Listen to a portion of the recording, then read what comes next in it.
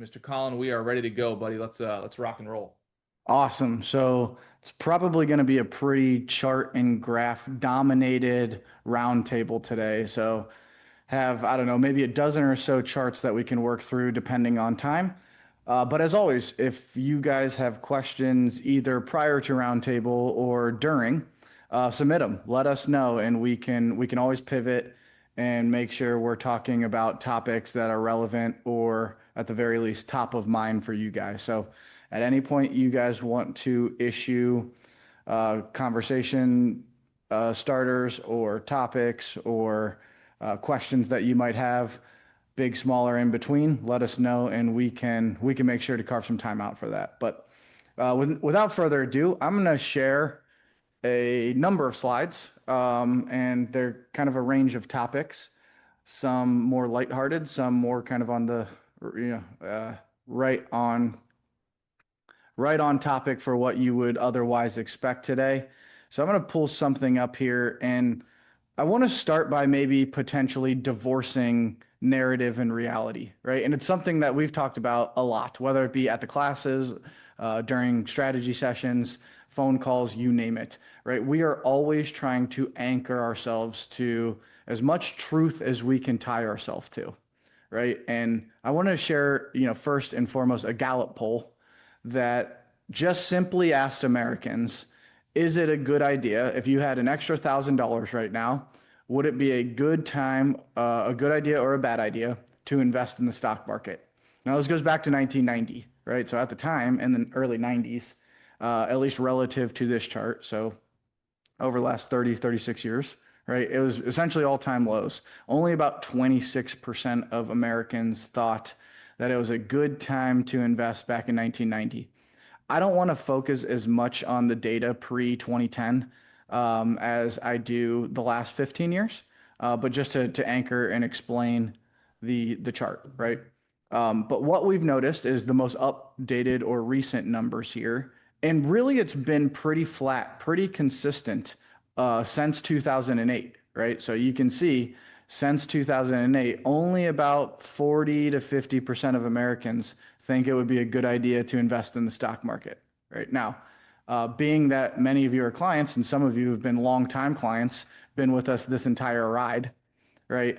You know that it was a fantastic idea to invest over that period of time. But it's so fascinating to me how funny humans can be. We are currently sitting at all-time highs, and less than half of Americans, right?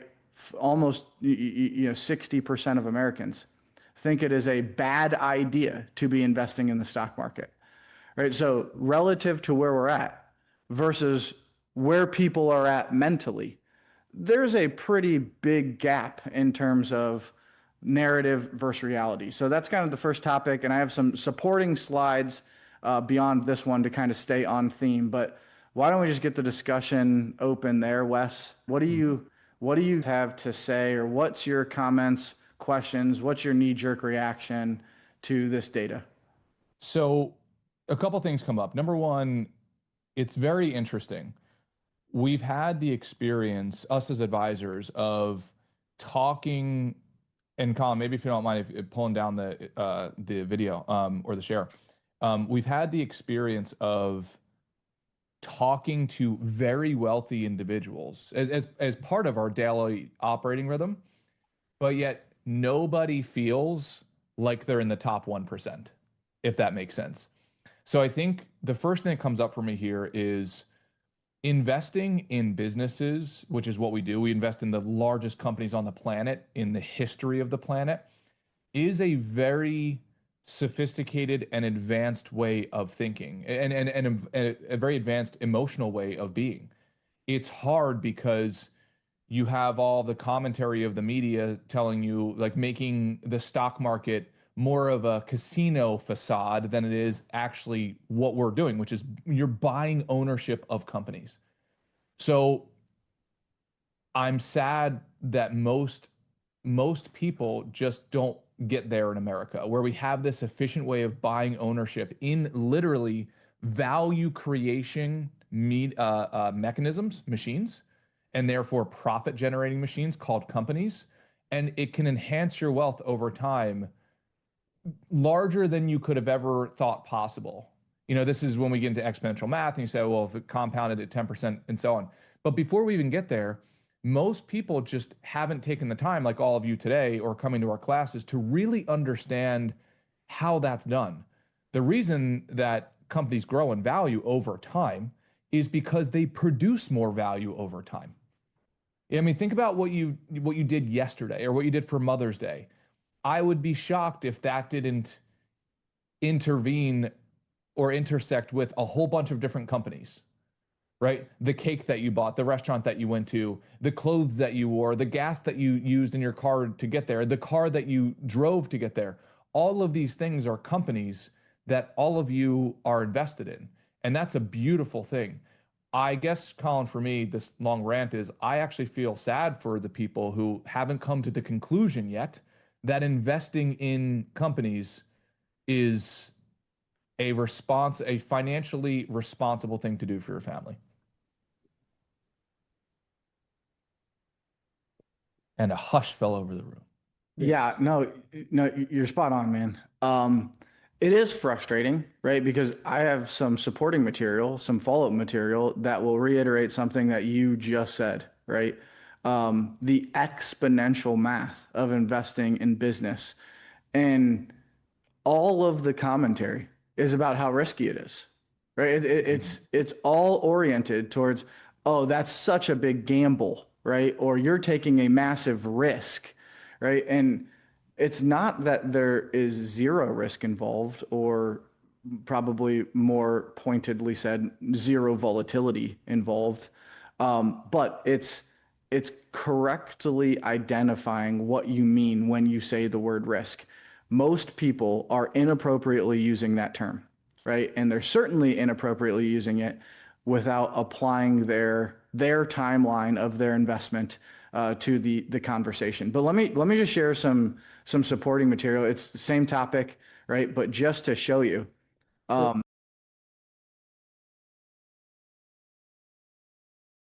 So here is broken down by month.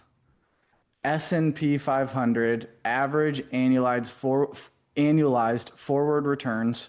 You pick the time frame, you pick the starting date, you pick the month, right? You name it. This is almost 100 years of data that we're looking at. The average 1-year return, regardless of month that you choose to invest in over the last 100 years, is somewhere as low as 11.3% to as high as 12.1, 12.3%, right? Very, very, very little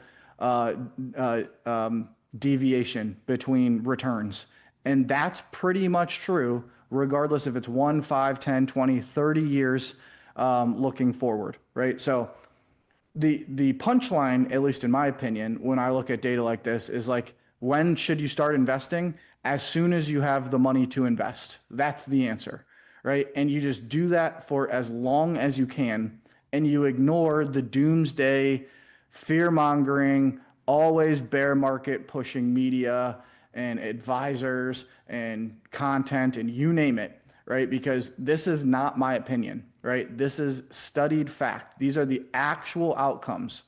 So you can listen to somebody who has some doomer scenario about how bad things are going to be from an investing standpoint, or you can trust the data, right? And I'm not suggesting that's an easy thing to do, but there is a narrative, a reality to the situation, and it oftentimes is contrary to what you're hearing, regardless of where you're kind of hearing it from.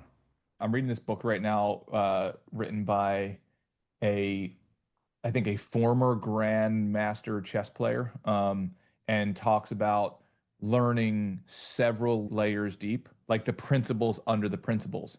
And when you can understand that, sort of like the tectonic plates underneath the earth, then you can see what's going on the surface, and you know how to connect the dots down below. Versus, and by the way, it's so important during times of emergency, because then you know whether or not something is signal or noise. You know whether or not it's an emergency. It's like, but if you just do the thing that your neighbor said to do, That might work 95 out of 100 times because the conditions stayed the same. But then once an underlying fundamental changes, you're not going to know. And you're not going to know whether or not you should stay put because you don't understand the core mechanism. So, as an example, we talked about what is it, NFTs? Mm. Is everybody familiar with NFTs, roughly speaking? I mean, this was the investment of the day, a couple years ago, and it was supposed to be this big, groundbreaking thing. But if you don't understand the core of it, the core is like, oh, it's a gamble. You're betting on whether or not this thing is going to go up in price and whether or not you're going to be able to sell it for a higher price than what you bought it, right? But if you don't understand the fundamentals of gambling versus and speculating versus investing and owning things, then you could fall for it. And there's going to be a new gold shiny object guaranteed every iteration. Why? Because there's a whole industry, if not multiple industries, that their sole incentive is to sell you something new, right? But I can tell you, I don't know, from my experience, broccoli, as Evelyn knows, broccoli doesn't go out of style when it comes to results. It just doesn't, right? But the new pill or the new gold shiny object, like that doesn't work because we just need some time to figure it out till people say, oh, yeah, this is another one of those gold shiny objects. So, Joel, I'm right there with you, buddy. Yeah, to your point, I think there's a great saying. It's an old one, but if you don't stand for something, you'll fall for anything. Yeah. And I think it goes to the core of, just as an example, when they teach bank tellers, at least they used to, I don't know how much they do this anymore. When they teach bank tellers to detect false currency, it's because they teach them what real currency feels like, and they know it so well that they can immediately tell a false piece of currency when they touch it just by the touch. And it's because they grasp the fundamentals of what a true dollar bill actually feels like and looks like, and then automatically anything else that deviates from that is apparent to them. Oh man, this brings up a great topic. Colin's going to have to mute us both here, else we're going to talk for another 5 hours about these things. So I showed a picture of a Nabisco chocolate chip cookie, right? And then I showed an artisan cookie. And then, by the way, all of you pretty much know I'm the most feminine man on the planet. I watch more Oprah Winfrey than I did NFL football because my mother monopolized the TV when I was being raised in our small apartment. But the fact that we call a Nabisco chocolate chip cookie that we get from the Acme the same thing as an artisanal chocolate chip cookie purchased from a cafe in New York City where they spent 10 hours on the recipe and 3 days making sure the dough got saturated with all of the stuff. These should not be called the same thing. So there's something in economics called Gresham's law, which is where eventually, if the copies of the thing are so prevalent because they're made super cheap and all of a sudden now everybody's eating those chocolate chip cookies, we tend to forget what the real thing is. So apparently wasabi, 95% of wasabi, the Japanese, right, like side, condiment, 95% of it is fake in the United States. There's a very good chance if you've eaten wasabi in the United States for years, you have never actually had the real thing. Same thing with vanilla. Same thing with cashmere. I could go on and on down the list. But we start to think that the carbon copies of the thing are the actual real thing. So then when you're actually exposed to the real thing, you're like, oh, this is what it's supposed to do. This is what a chocolate chip a cookie is supposed to taste like. And this is prevalent even more so in the world of investing. Yeah, if there's any Cooking with bakers, Attica, submit your recipes, and we I will was go verse by verse on that. you stole the words out of my mouth. I was like, any bakers that are listening to this, if you want to submit your chocolate chip cookies for taste testing, you got some willing participants. But in all seriousness, I think that's why it's so important to have an investment philosophy, an investment policy. Yeah. We don't, I've said this a number of times, but we don't think we have the only way of making money, but we have a very proven way of making money, right? So to deviate, to take risk, and you want to talk about actually taking risk, to sidestep away from what has made many, many, many clients, many hundreds of thousands or millions of dollars of wealth over the course of their lifetime, to take an alternate route to that on some gamble that some new sexy, shiny toy or object in the marketplace is going to be the silver bullet that you need. You want to talk about having a fiduciary responsibility. I think it begins with staying the course, and it's our job to make sure that we don't do the things that haven't proven themselves to be worthwhile and insert it into your financial plan. Right. So Yeah. Colin, great point. I think it's a natural human condition to question and be uncertain about certain things. And it seems to happen more on the upside than the downside. But the answer to that is not, well, let's go look for something that's unproven and has no basis to it. The answer is let's go back to the fundamentals, review those, and make sure we're doing those well and that they're still working given today's circumstances. And then we can make a rational decision on whether what we're doing needs to be tweaked a little bit or not. Well, and to add to this, what makes it a little more complex and difficult for individual investors to really discern is we oftentimes don't do a good job of, hey, are we talking about the short-term portfolio or long-term portfolio and so on? And that's really hard to follow along. So I'm gonna try to do a better job to really differentiate there because that can become confusing. So one of the models that we use, and hopefully you guys can see my screen a little bit. Colin, can you guys see all that? good. Yep. All right, cool. So essentially, and this is the way I manage my own money as well. So I've got these buckets on here. So the first one is short-term number one, medium-term number two, long-term number three, protection number four, opportunity number five, and then speculative number six. Now, for me personally, I don't do any speculative. Like there's $0 in the speculative bucket for me. But I can understand if somebody says, well, hey, I want to invest in X, Y, and Z IPO or X, Y, and Z, alternative asset. Okay, well, then what we should do is say, well, what bucket do you want to put that in? And I would put that 100% in your speculative bucket. And now we can measure, okay, what percentage of weight do we want in your speculative bucket? And if you are going to start to do, say, 20, 30, 40%, we're going to put the brakes on and say, hey, do you have any idea the amount of risk that you're taking when your speculative bucket is consuming, I don't know, Colin, in my opinion, anything more than 5% of your portfolio? A few percent. Maybe. Yeah. Really, this speculative bucket is just to scratch an itch. Like you can almost like say, okay, well, if I'm either going to light this money on fire, right? So I'm okay with it going to zero, in hopes that maybe it 10x's or whatever. But I'm not going to let it breach the other compartments that I have for my money. Colin, what's your take on that? Oh, I think if we look at the behavior during COVID, like the early days of COVID, I think that's why sports betting scratches that itch for a lot of people. When they ripped that away because everything shut down, no NBA, no NFL, no any of that. It wasn't, to me, it was no accident that all of a sudden NFTs, cryptocurrency, all this speculation becomes mainstream, right? There is an inherent itch, and not too many people on this call, but maybe a few of you, right, fall into that. And it's not inhuman, so it's not anything to look down on, but there is plenty of people out there that need to scratch that gambling itch.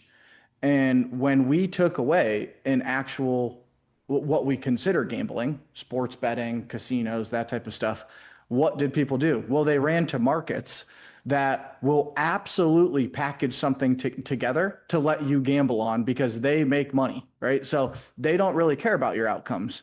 No different than the Acme, right, Wes? When they'll sell you broccoli, they'll also sell you donuts because they do not care about the outcome, right? So yes, if you want to keep a cowboy account, right, I tell all of our clients, yeah, no problem. If you need to take $5,000, I actually talked to somebody yesterday.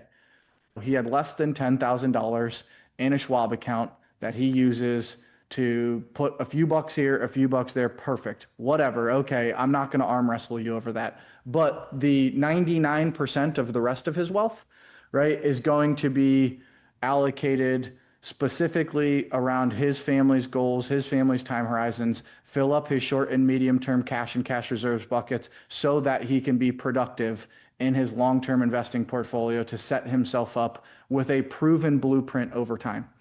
So, it's not lost on us, right, that some of you are going to have that itch. But I think you put it correctly, Wes, in the framing of how much in terms of a percentage Do you want to allocate towards that gamble? And yes, at a certain point, it's a come to Jesus moment of like, are you really willing to risk half of your family's finances on something that is dramatically more risky than anything that we would ever consider discussing or talking to you about? Yeah. Now, full disclaimer on this, when compliance gets this video, this is just a saying, right? But the saying goes, most people would rather get rich quick than get rich for sure. Right. And that's just, we're humans, that we are naturally susceptible to schemes, to flipping a house overnight and making $1 million on it, or buying X, Y, and Z asset and becoming a billionaire overnight. I also want to really sound the trumpet so that everybody can go out there into their communities. And I mean this sincerely. Like, we have to change the narrative of what investing actually is. Otherwise, we keep on getting this toxic echo chamber out there in our communities that is just false. And one of the components of this is when you're sitting down, to dinner with your neighbor, and he or she says, "Oh, I invested in X, Y, and Z stock and went up by 600%." And now you could feel it's like, oh, FOMO, right? A fear of missing out. Oh, well, why didn't my portfolio go up by 600%? It's like, wait, timeout. That's right at that intersection, right there. If we were to drill into that, I could almost guarantee you that, number one, there's a chance it's not even correct, because the amount of conversations I've had with people where I've called them on their numbers and it's just like, oh, that's nowhere near 500, 600%, right? Number two, it's like, well, how much money did you put into that thing? Chances are they put a very small fraction of their dollars into whatever IPO or whatever hot flying stock, right? Number three, how many other times did you try this where you were not successful, right? And number four, how much money did you actually make on it, right? There's a really good chance all of those things are on the negative side. Oh, I invested $20. Well, the reason you didn't invest all of your portfolio is because you did not have conviction around that investment. So it's really fun to talk about the percentage increase that you got off of a very tiny breadcrumb of an investment. But now what you've done, because you haven't gone into that level of detail, is you've now infected the thought processes of fundamentally sound investors. Because they're thinking, well, I should have invested in that IPO. By the way, there's several IPOs on the table right now that people want to invest in because they think that it's like the new hot flying thing. So anyway, Colin, I thought that was important to add to the commentary. Yeah, love Wes, it. to that point, sorry, Colin. Well, To that point, I think we should take it on as an action item to have Yeah. those conversations. Yep, completely agree.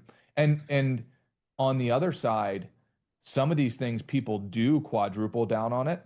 I know right now there is a whole team of people in a company that I'm very close with. I do some consulting for their investment plan, where they went rogue, and one guy spread this narrative on this one pharmaceutical stock because, I mean, the story is as old as time, right? The FDA is about to approve this thing and so on and so on.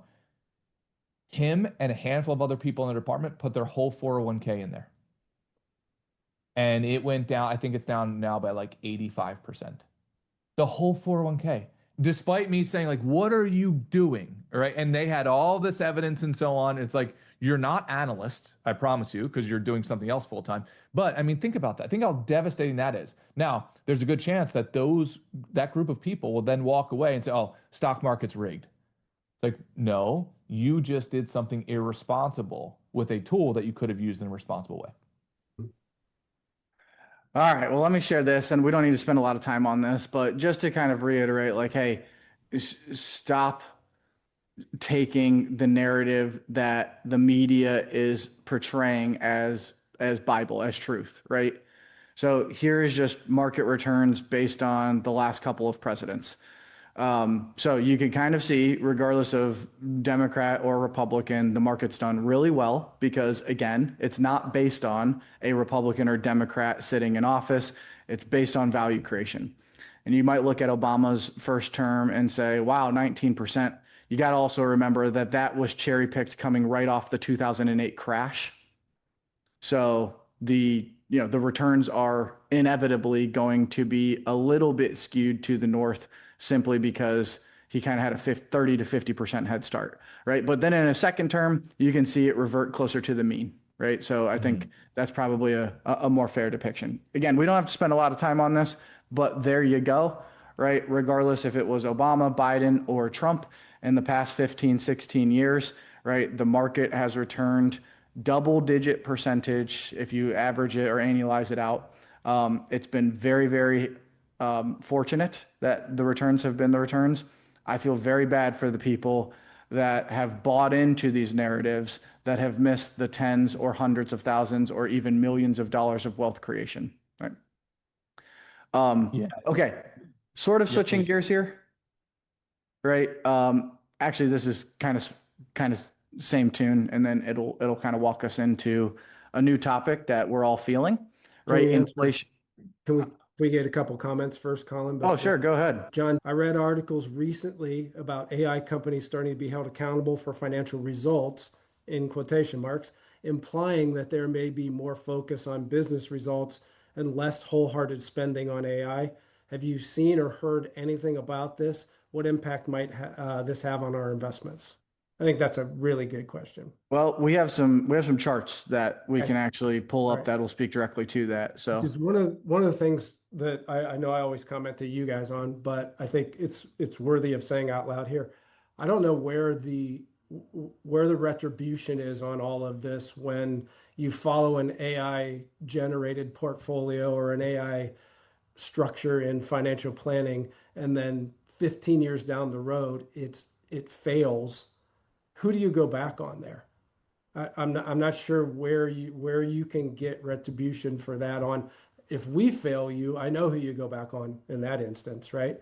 And I can promise you this is that a high instance of the time when I'm putting issues into AI, it's wrong and it has to be checked Yeah. continually. So I think it's really dangerous where I think maybe young people are more susceptible to this than our average client is. But I think it's really dangerous to think that it's at a state in artificial intelligence where it can do your tax return, it can do your investment portfolio, it can create a financial plan, and you just take it for face value and it's going to be correct. I think we're at a dangerous intersection there. So that's my 2 cents. You guys can comment on John's question about what our portfolios would would be impacted by this.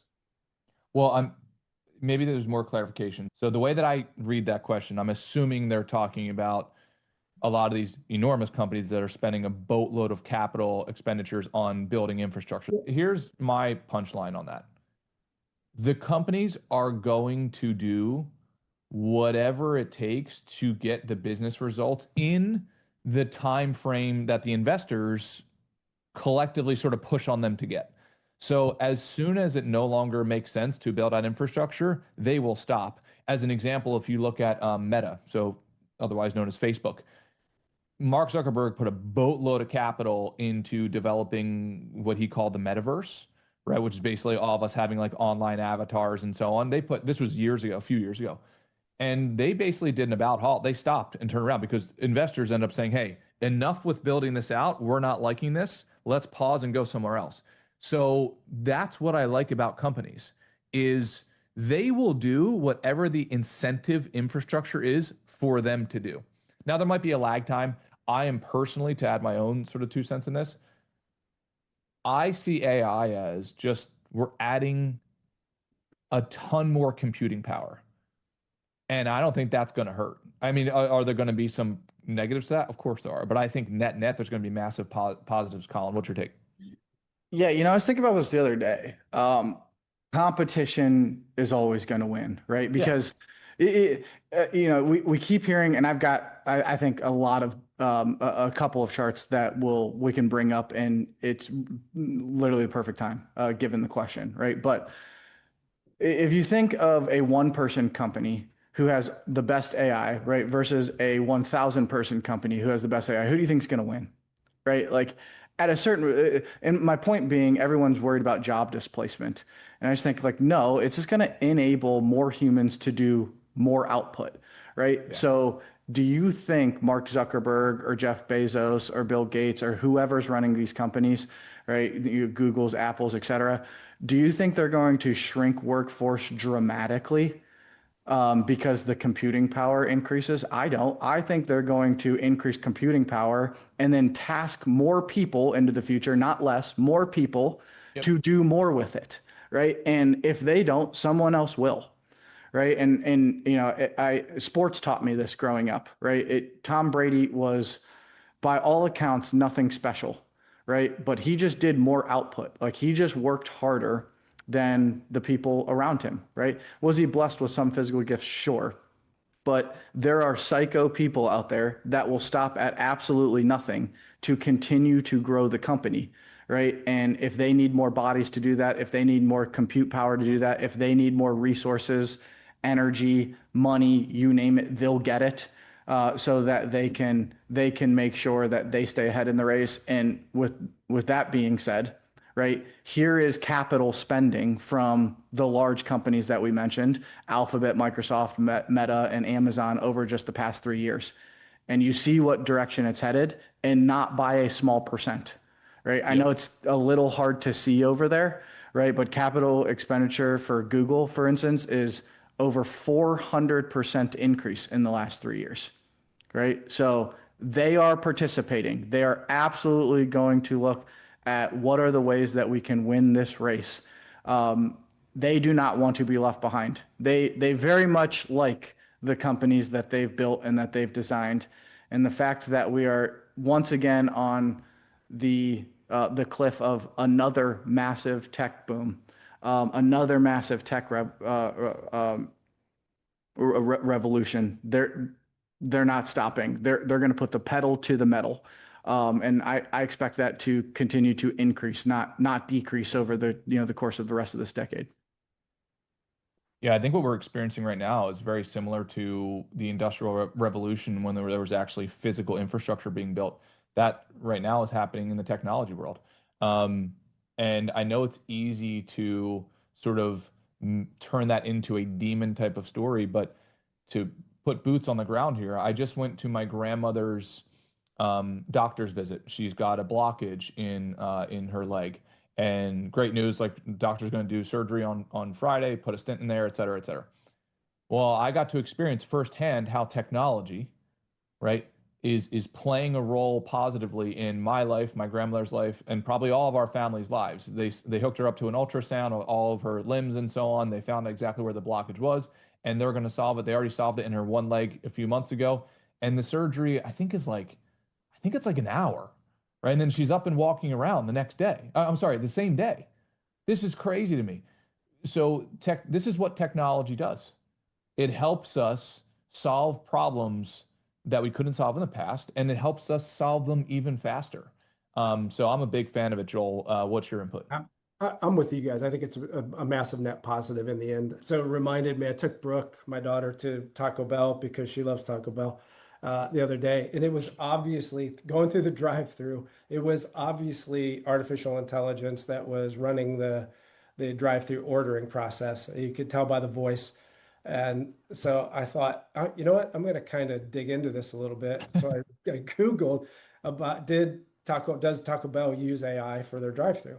And the answer was yes, except when it gets busy because it messes up so much with the volume that they need human intervention when that happens. And things that happened were like somebody ordered 18,000 bottles of water and and it couldn't discern.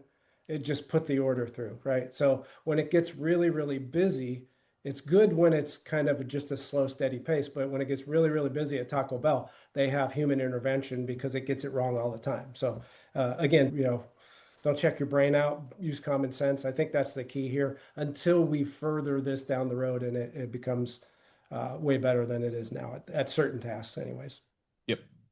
Yeah, and I just think, maybe the general theme of today's roundtable is like narrative versus reality, right? And once again, the media is parroting how bad things are going to be because of AI, right? But when we study history, and this is looking at all employment, right? Great chart. Technology creates jobs that don't even exist yet. That will be true in the future as well. There are problems that we don't even yet know that we need to solve, right? Because technology hasn't advanced to the point to bring them to light.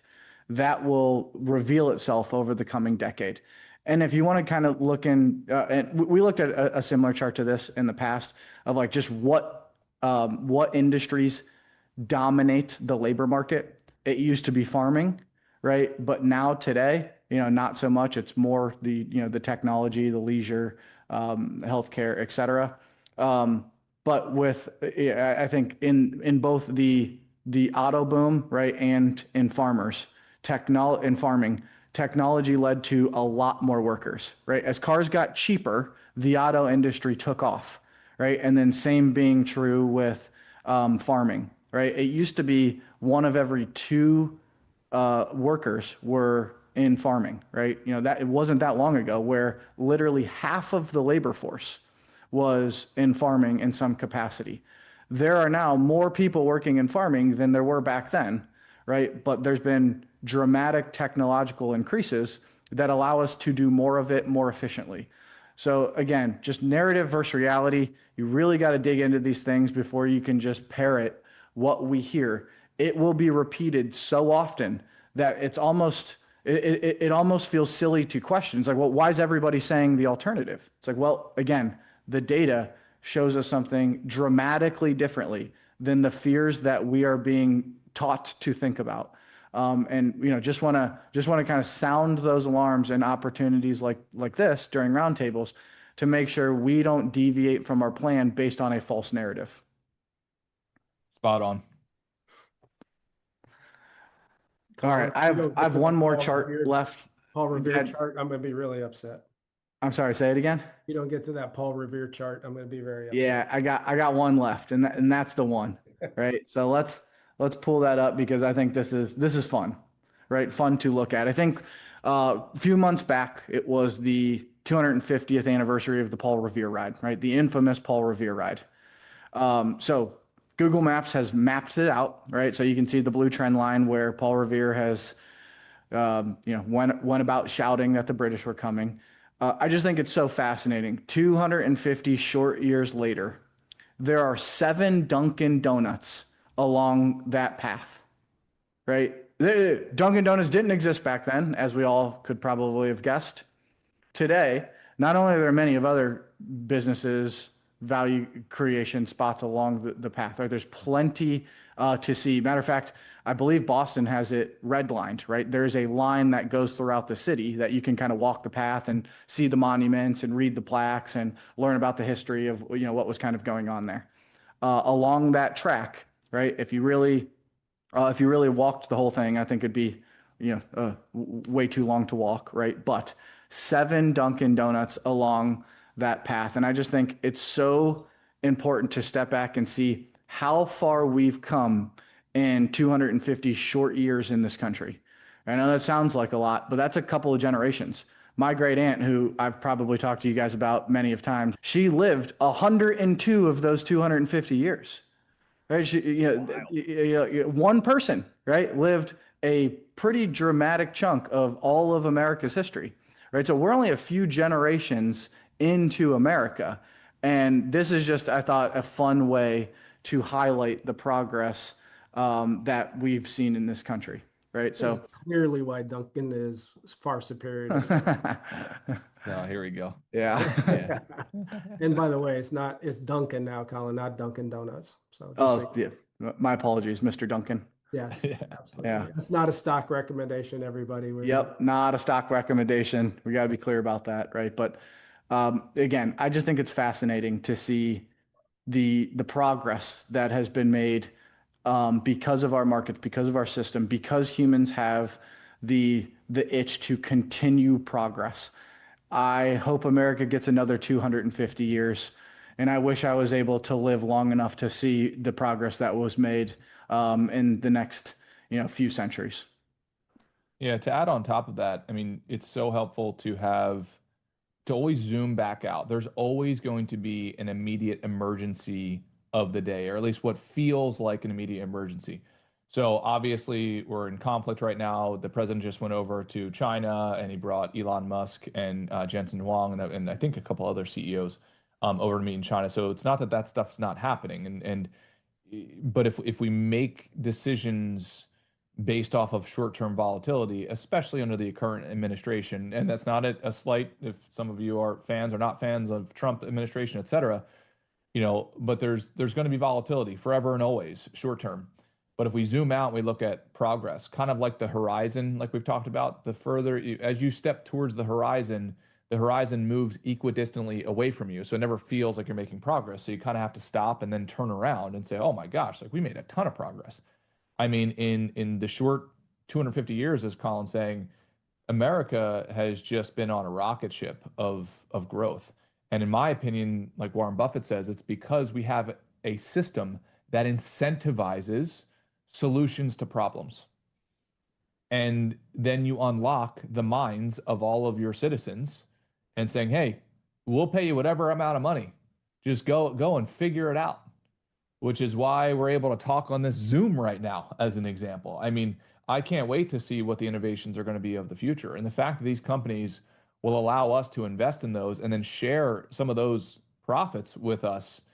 I mean, man, what a blessing it really is.